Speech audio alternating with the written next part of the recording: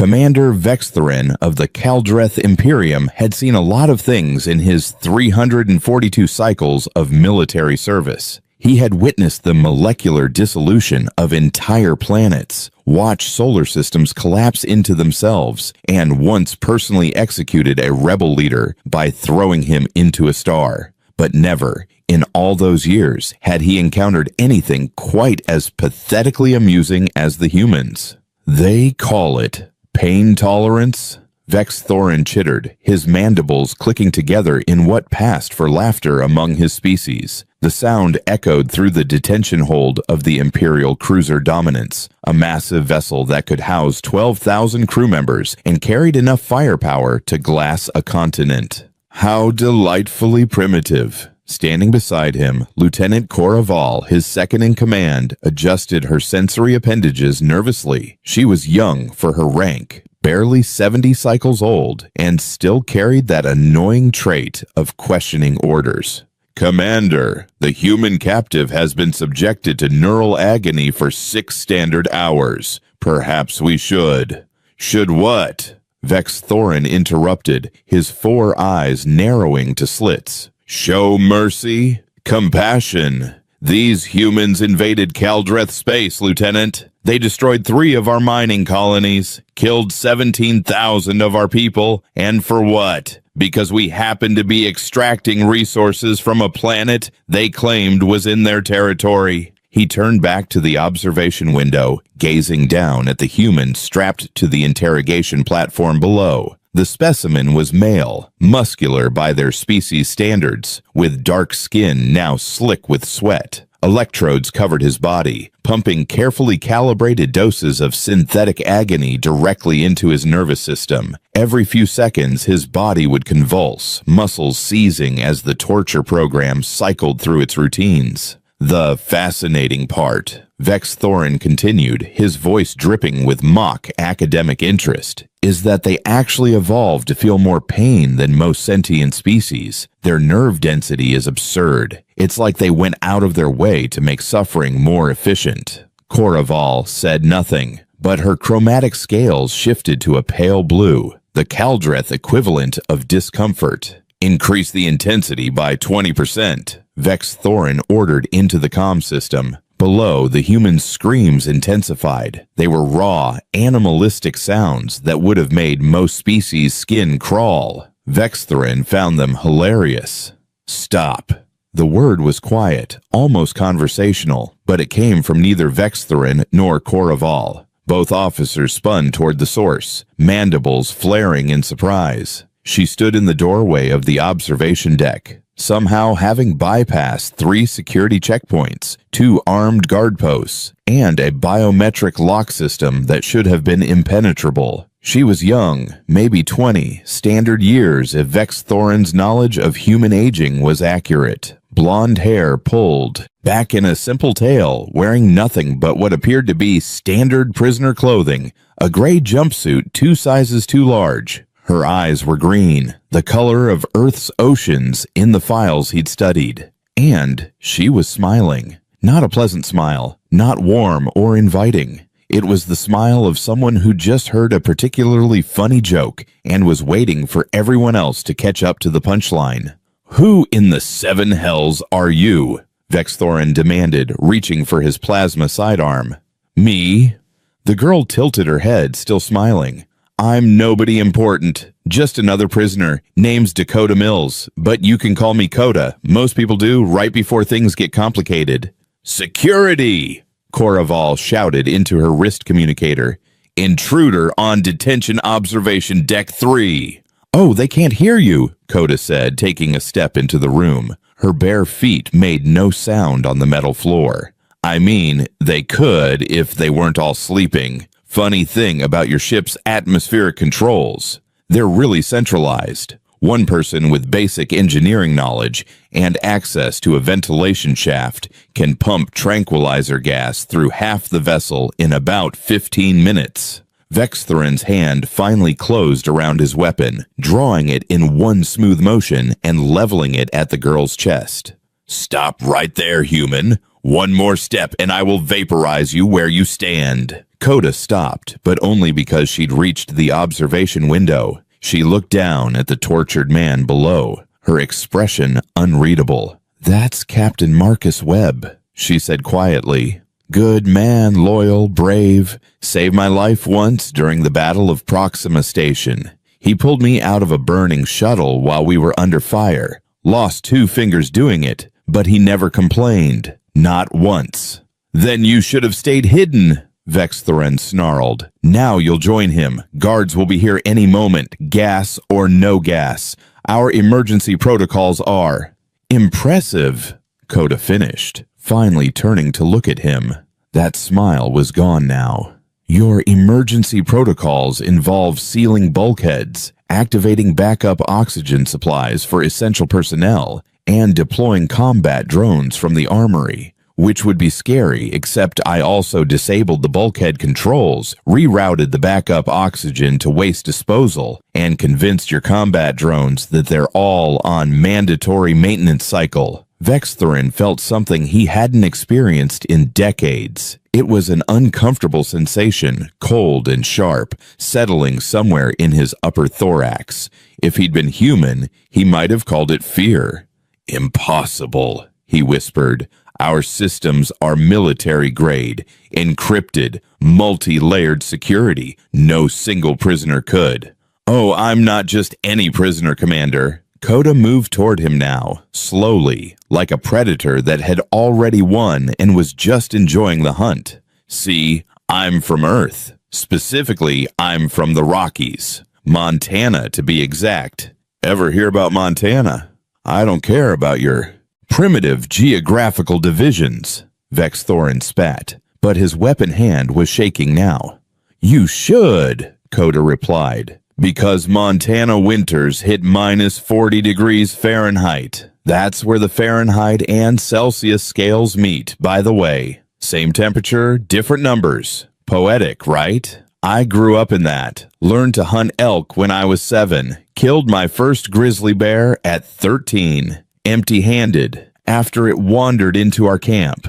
My dad was impressed. Mom said it was about time. She was closer now." Vex Thorin fired. The plasma bolt streaked through the air, superheated particles that should have reduced organic matter to ash. Coda twisted, her body moving with impossible speed, and the shot missed her by centimeters. She kept walking. "The thing about Earth," she continued, as if he hadn't just tried to kill her, "is that it's what you aliens call a death world. Class 12, I think. Dangerously high gravity, extreme temperature variations, atmospheric composition that would kill most species, tectonic activity that causes massive earthquakes, weather patterns that spawn hurricanes the size of small countries. Oh, and the wildlife. Let's not forget that basically everything on Earth evolved to either eat us, or poison us, or crush us." Vex Thorin fired again, and again. Each shot missed by smaller margins. On the third shot, he realized she wasn't just dodging. She was measuring, learning his timing. "So, here's the funny part," Coda said, now close enough that he could see the flecks of gold in her green eyes. "You thought torturing Captain Webb would break him, would make him tell you our fleet positions, our supply lines, our defensive capabilities. But here's what you don't understand about humans, Commander. We don't have pain tolerances. We have pain relationships." "What are you talking about?" Vex Thorin backed up against the observation window, his weapon empty now, the charge pack depleted. "Pain is just information," Coda explained patiently. "It tells us something's wrong, but we evolved on a planet that was constantly trying to kill us, so we learned to ignore that information when necessary. We learned to push through it, to use it. Captain Webb down there, he's been conscious this whole time, aware, processing. And the reason he hasn't told you anything isn't because he's tough. It's because he's wondering how long until I came to get him." Coraval, who'd been frozen in shock this entire time, suddenly lunged for the emergency alarm panel on the wall. Coda's hand snapped out, grabbing the lieutenant's wrist without even looking, and there was a sharp crack. Coraval screamed, her scales flashing bright red in agony. "Sorry about that," Coda said, though she didn't sound sorry at all. Nothing personal. You seem nice, but I need you both to understand something very important right now. She released Coraval, who crumpled to the floor, cradling her broken wrist. Then Coda turned her full attention to Vex Thorin, and in that moment, he finally understood what true terror felt like. I grew up on a planet where the air pressure alone would crush most alien species, Coda said softly, where summer heat could cook you alive, and winter cold could freeze you solid in minutes, where the local fauna included creatures that could bite through steel and venom that could stop your heart in seconds. And not only did humans survive there, Commander, we thrived. We became the apex predators. We climbed to the top of the food chain by being meaner, tougher, and more stubborn than everything else that wanted to kill us. Vex Thorin tried to speak, but his vocal cords wouldn't cooperate. So, when you decided to torture Captain Webb, Coda continued, when you laughed at his pain, when you thought you were demonstrating your superiority, what you actually did was make a very, very serious mistake. You pissed off a Deathworlder. Actually, you pissed off several hundred Deathworlders because every human in the fleet heard about what you did. And now they sent me to deliver a message. She leaned in close enough that he could feel the heat radiating from her body. 98.6 degrees Fahrenheit. His mind supplied uselessly. Normal human body temperature, except it felt like standing next to a star. The message is this, Coda whispered. Beg. I don't, Vex Thorin stammered. Beg, she repeated, her voice harder now. Beg for mercy. The way you made Captain Webb beg. The way you made 17,000 of my people's allies beg before you killed them. I want to hear it, Commander. I want to hear what it sounds like when someone who thinks they're superior realizes their prey. And Vex Thorin, commander of the Imperial Fleet, veteran of 100 battles, decorated war hero of the Caldreth Imperium, did something he'd never done in 342 cycles of life. He fell to his knees. Please, he whispered, please don't kill me. Coda looked down at him, and that terrible smile returned. Oh, Commander, she said, I'm not going to kill you. That would be mercy. And mercy is something you don't seem to understand. No, I'm going to do something much worse. I'm going to let you live, let you go back to your Imperium, let you tell them what happened here today, let you explain how one unarmed human girl from a death world walked through your maximum security cruiser like it was made of paper, disabled your entire crew, and made you kneel. She crouched down, bringing herself to eye level with him. And then, every night when you try to sleep, you're going to remember this moment. You're going to remember that somewhere out there, humans exist. Billions of us. From a planet that makes your worst nightmares look like pleasant dreams. And we're not just surviving anymore, Commander. We're expanding. We're learning. We're growing stronger. She stood up, turned toward the door. One more thing, she added, pausing at the threshold.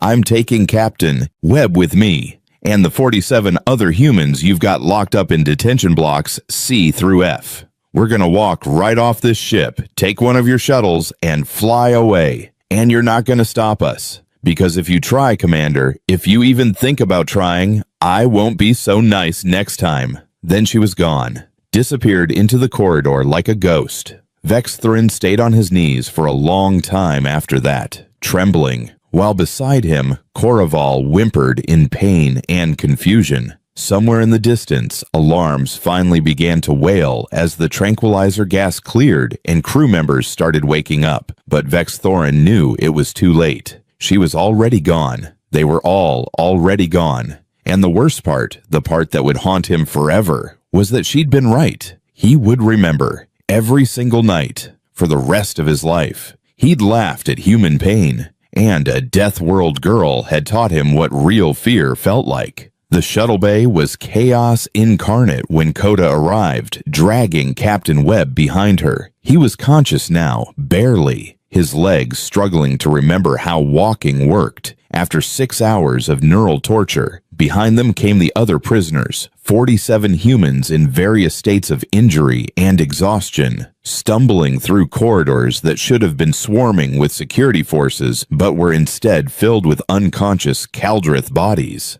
"How did you?" Webb croaked, his voice raw from screaming. "How did you do all this?"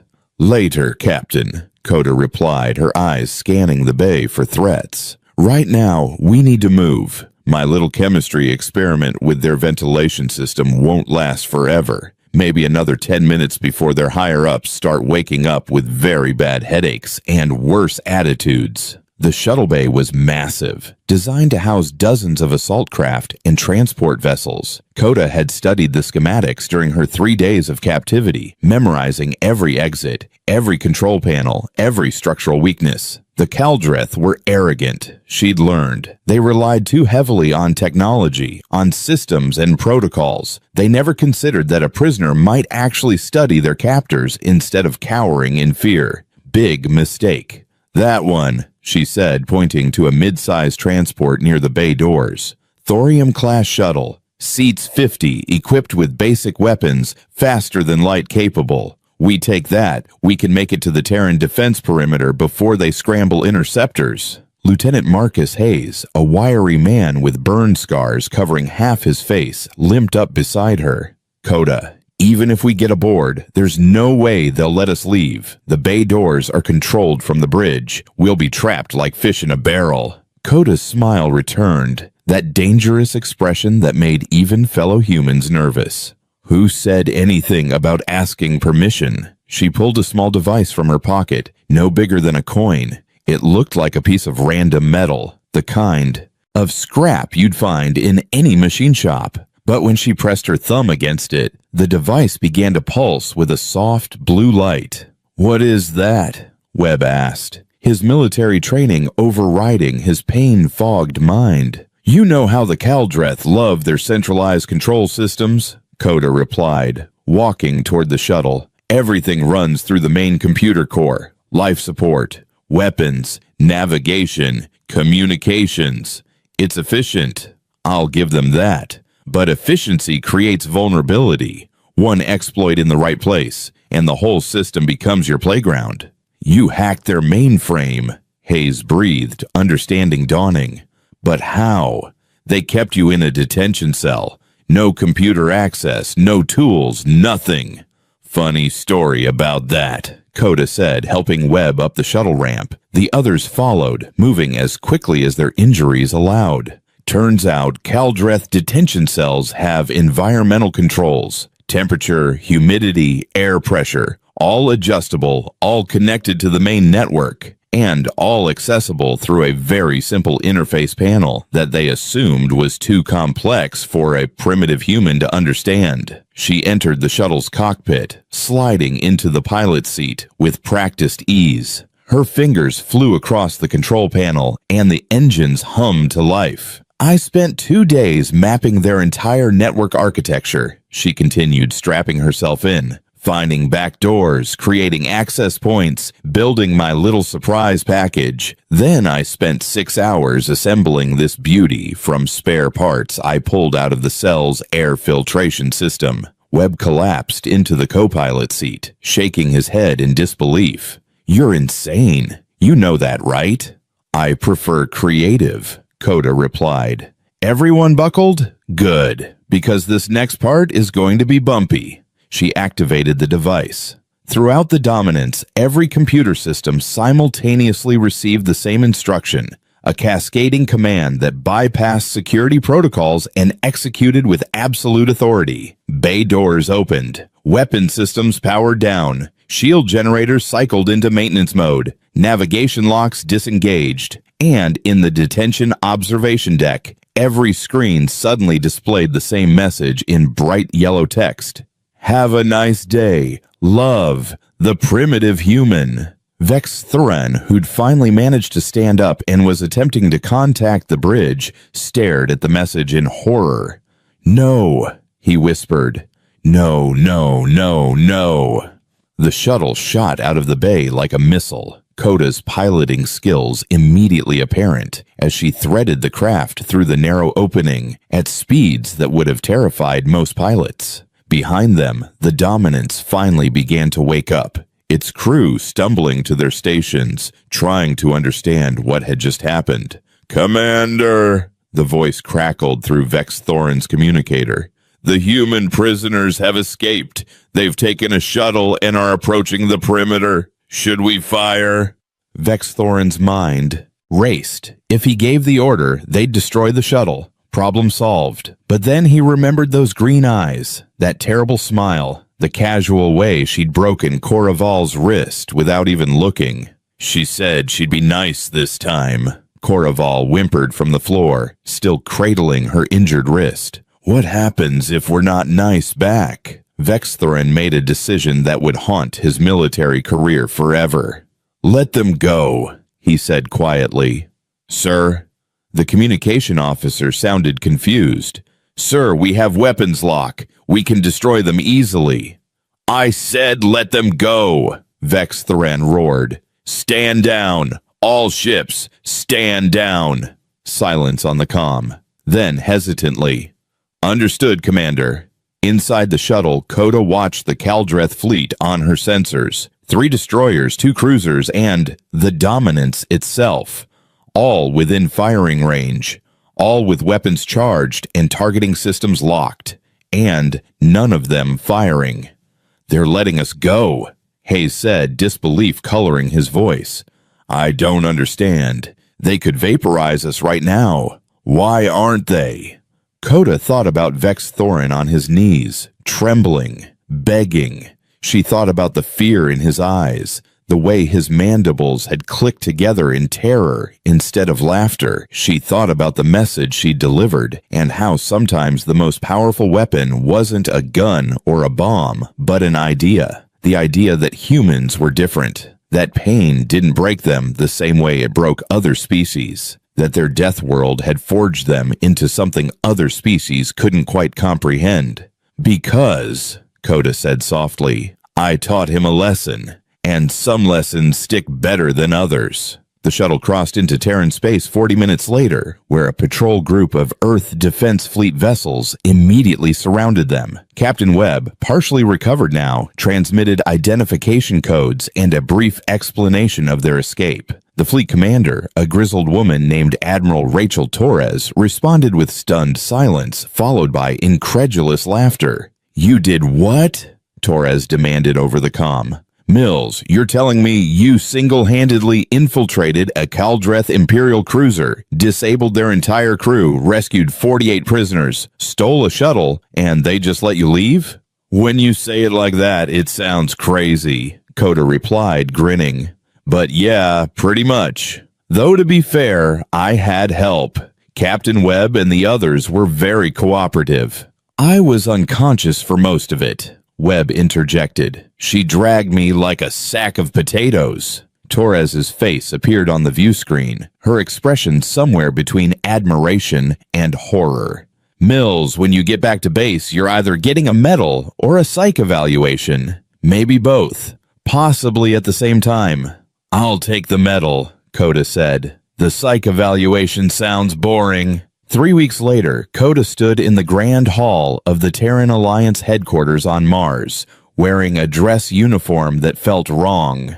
After months in combat zones and prison cells, the ceremony was tedious, full of speeches and formal protocols that made her skin itch. Dignitaries from a dozen allied species attended, all curious to see the human who'd humbled the Caldreth Imperium. Admiral Torres pinned the Star of Valor to her chest, humanity's highest military honor, while cameras recorded every moment for posterity. "For extraordinary courage in the face of overwhelming odds," Torres announced, her voice carrying through the hall. "For tactical brilliance and unwavering dedication to her fellow soldiers, for demonstrating the finest qualities of the human spirit, we honor Private First Class Dakota Mills." Applause filled the chamber. Coda stood at attention, trying not to fidget, thinking about how she'd rather be anywhere else. Mountains maybe, or a bar. Definitely a bar. After the ceremony, Webb found her on a balcony overlooking the Martian landscape, red dunes stretching to the horizon under a pink sky.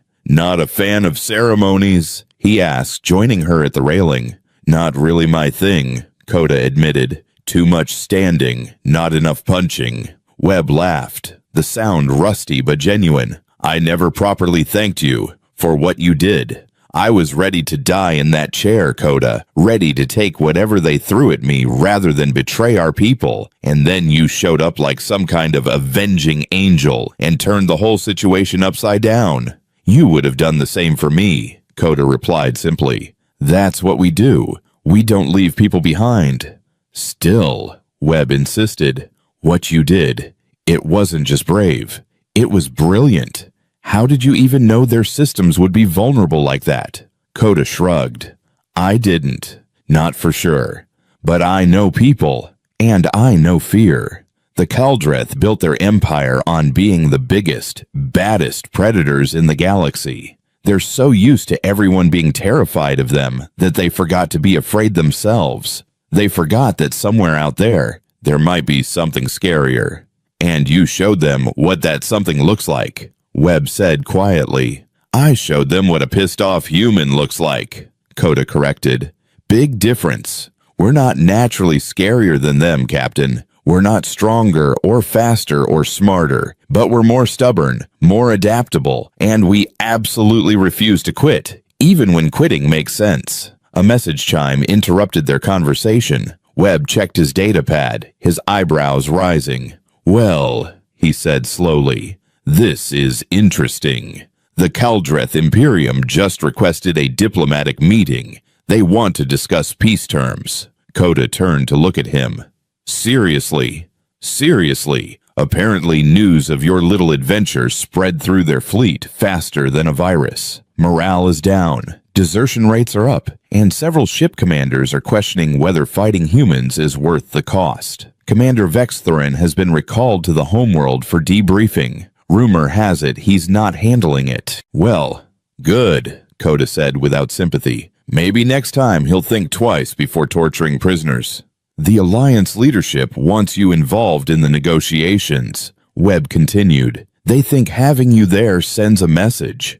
"What kind of message?" Webb smiled. "The kind that says we're willing to talk, but we're not willing to be pushed around. The kind that reminds them what happened last time they underestimated us." Coda considered this. Politics and diplomacy weren't her forte. She was a soldier, more comfortable with weapons than words. But she thought about the other prisoners, the ones who hadn't been as lucky as Captain Webb, the ones who died in Kaldreth detention cells, far from home, subjected to torture and cruelty because their captors saw them as lesser beings.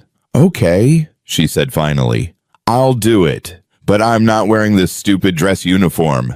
The peace negotiations took place 3 months later on a neutral station orbiting a dead star, halfway between Terran and Kaldreth space. The conference room was designed for multiple species, with adjustable gravity and atmospheric controls, and it was very carefully neutral in decoration. Coda sat across from a delegation of Kaldreth officials, 5 of them, all wearing elaborate ceremonial armor that probably cost more than her entire year's salary. They regarded her with expressions ranging from curiosity to barely concealed fear. Commander Vexthorin was not among them. According to intelligence reports, he'd been assigned to a remote outpost on the edge of Kaldreth space, as far from the front lines as possible, disgraced but alive.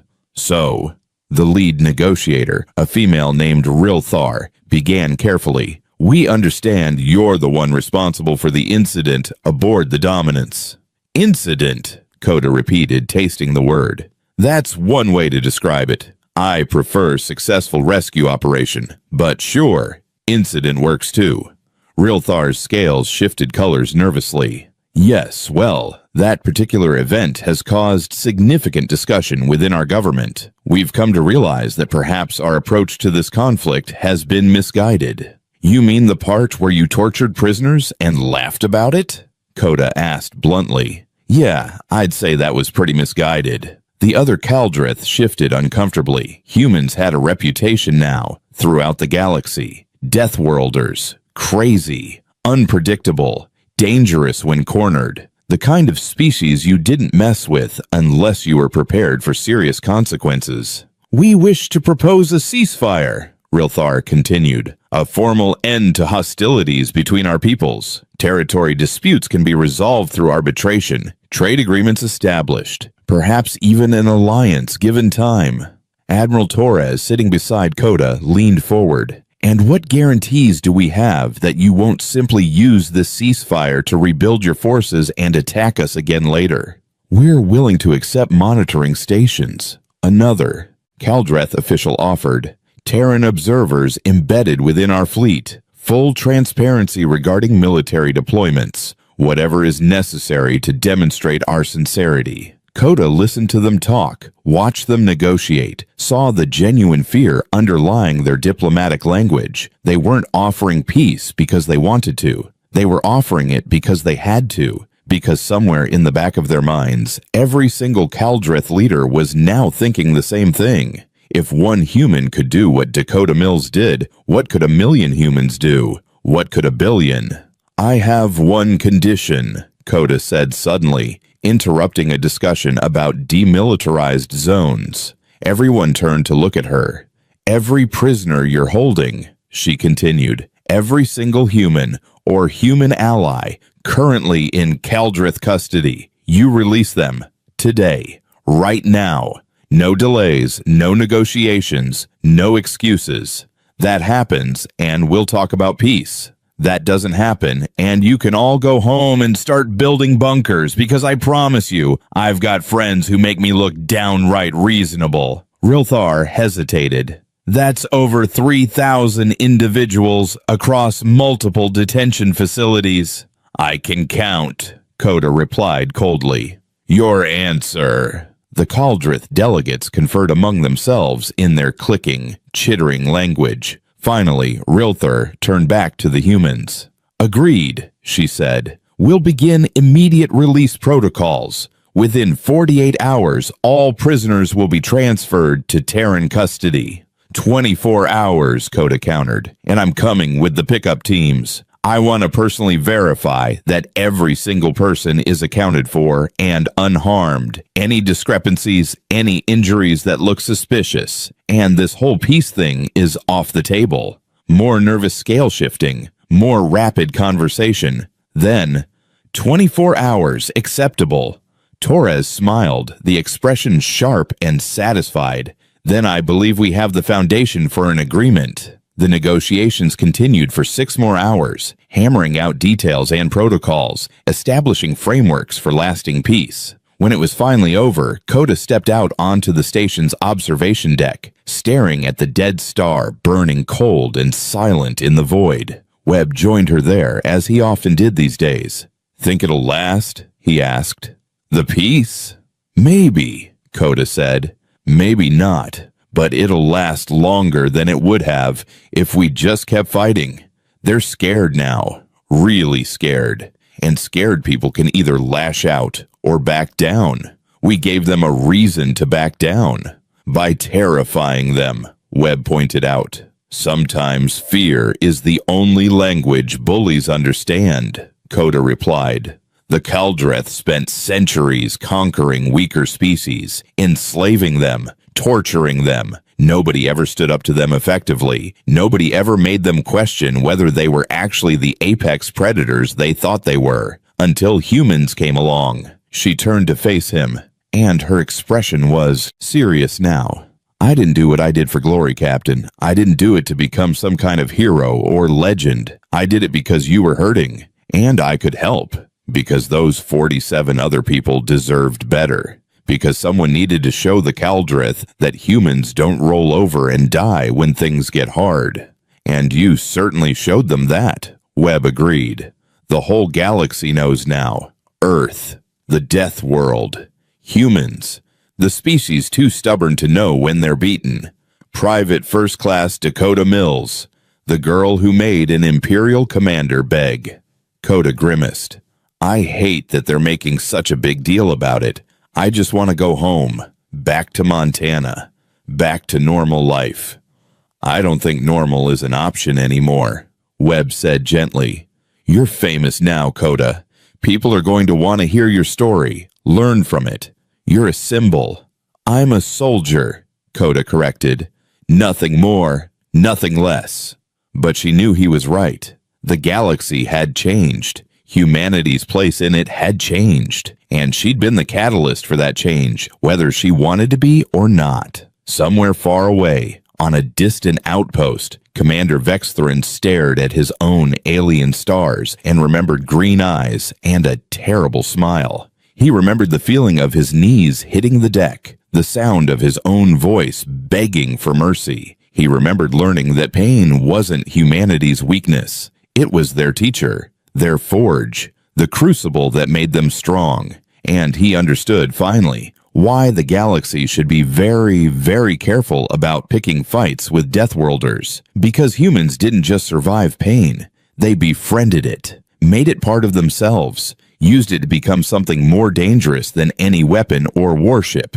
They became survivors, adapters, warriors forged in a hell of their own world's making. And nothing in the universe was quite prepared for that. Back on the station, Coda Mills smiled one last time, that dangerous expression that had become her trademark, and thought about going home. The war was over, peace was beginning, and somewhere out there, in the vast darkness of space, every species that had ever underestimated humanity was learning a very important lesson. Never laugh at a human's pain, because that human might just be from Montana. And Montana winters don't raise victims, they raise survivors.